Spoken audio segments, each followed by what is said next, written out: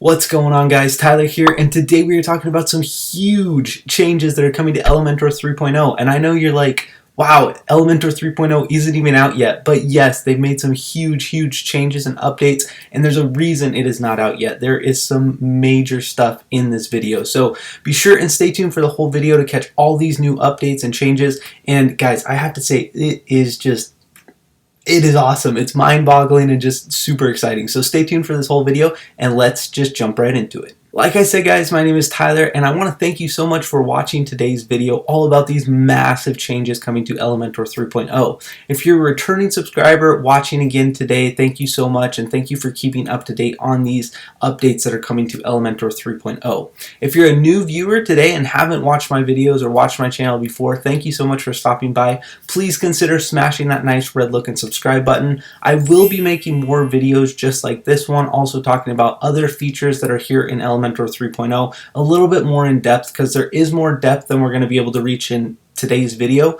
but I want to talk about that in future videos and really get into detail and depth in those videos. So consider smashing that nice red looking subscribe button. And last but not least, before we jump in, is Elementor Pro is an amazing plugin, just absolutely incredible. And actually something here in these updates today we will be talking about is for Elementor Pro users only. And so really, honestly, I think they've done an amazing job creating this plugin. It's a very low price point. If you're interested in upgrading today, be sure and check out that link down below in the description. See what kind of price you can get for it. I really think it's fairly and reasonably priced for what it does and what it is.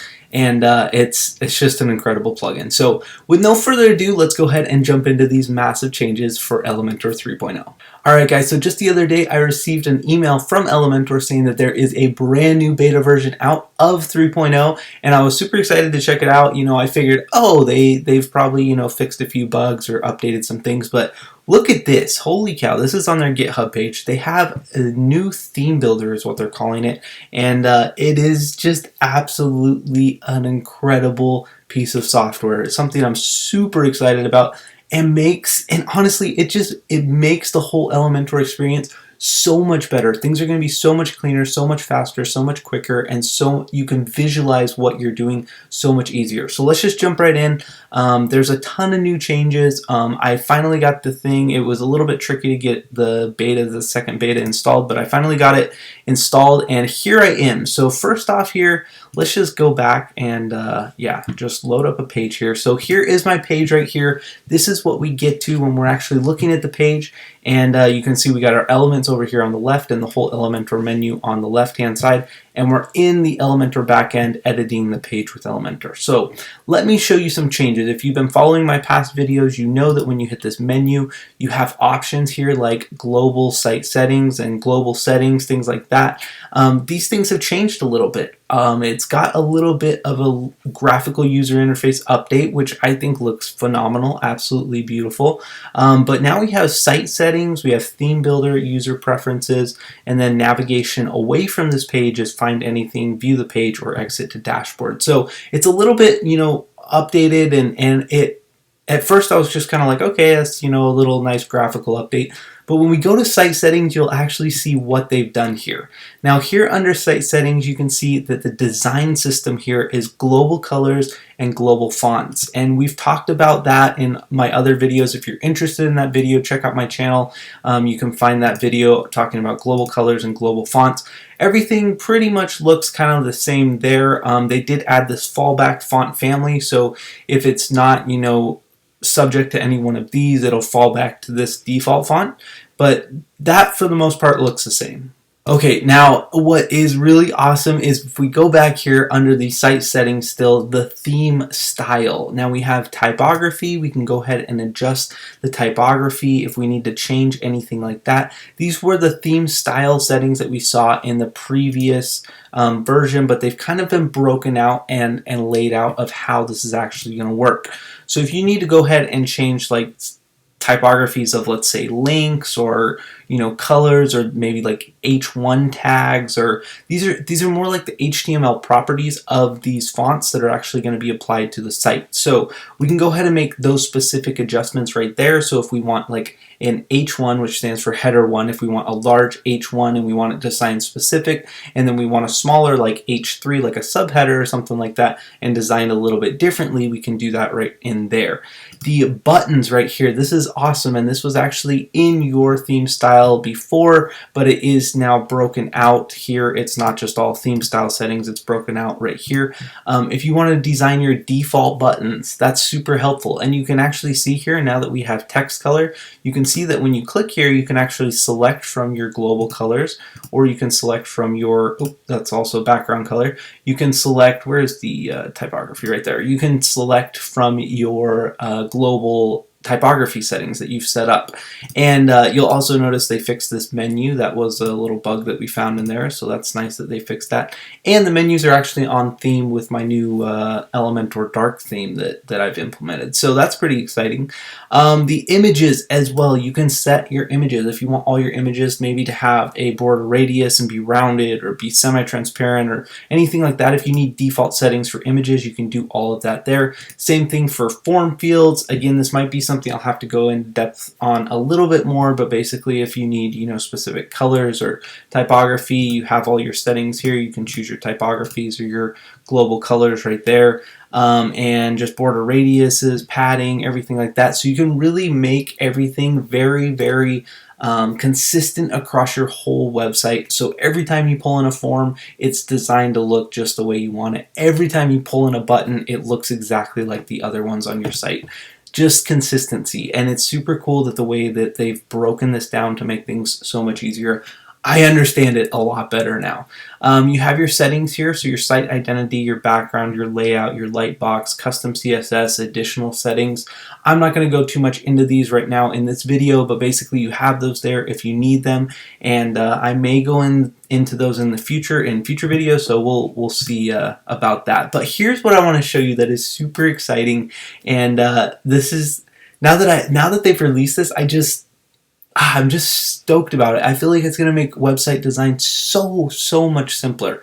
So let's just go ahead and show you what this is. And this is the theme builder. So if we're back here in the main menu here where we drag in our elements, we're going to go ahead and hit menu, and this is theme builder right here. We'll click this, and you can see it kind of takes us away from the page a little bit. And that's because we're not really necessarily working on that page anymore. We're working as a website as a whole. So now you can see I've got a few things that pop up here, and these are actually just parts of your site. So basically what your theme builder is the theme builder says there's certain parts of your website that are going to be the same over and over and over again. So why don't we make them one specific place and just create that thing, and it will replicate over and over and over again. For example, I have my newsletter subscription little box. That's at the bottom of just about every single page that I have. So I have that little box that just kind of sits there at the bottom.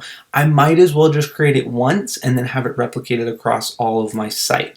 Or, for example, other things that are consistent across your site are your header or maybe your footer. Those are things that consistently appear across your entire site, across every page and things like that. So basically, this is where we design all of these. So it's super exciting. I'm super excited with how they set up this design here. So right here on the site parts, you can see we have our header right here. And if I actually click on that, you can see it loads up my two different headers here. Now, these are headers that I've gone ahead and custom designed in Elementor Pro to be able to set these up. And now just the way that it looks, it's awesome. I'm super stoked for this. So basically this whole box right here is one specific header, and if we need to edit it, we can go ahead and edit it right there. And if we click this, we can export this as well. So if we have a different website with Elementor Pro that we're working on, we can go ahead and export it right there. We can delete it, we can rename it, we can do whatever we need to with it right there. And then the conditions, this is also very simple that the way they've implemented this here. So if we hit edit conditions, you can see that here we can set this up to be included on any different variation of our website however we want it. So we can include it on the entire site, or I can have it exclude from, maybe a single page here, and then I can look for that single page. Maybe it's a pages right here, and the page is, I don't know, what would it be? Entrepreneur Ventures Cheat Sheet Web right there. So I can click that and it will exclude the header from that specific page.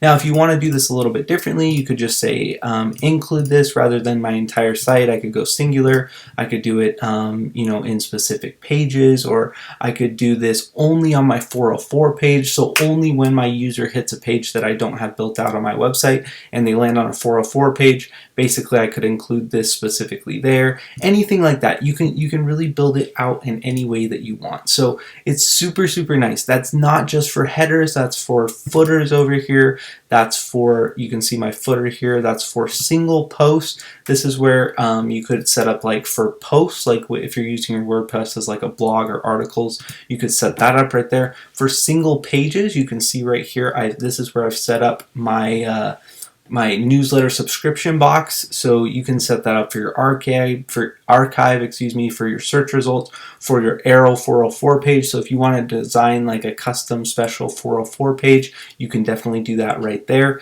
And you can just, the same thing, it works with all your conditions. I have it included on all of my pages there, just like that. And it's that easy to design parts of your website that are going to be consistent across all of your pages. It's just that easy. You can click over here and hit add new. If I need a new single page and I want it to pop up in certain spots, I can do that.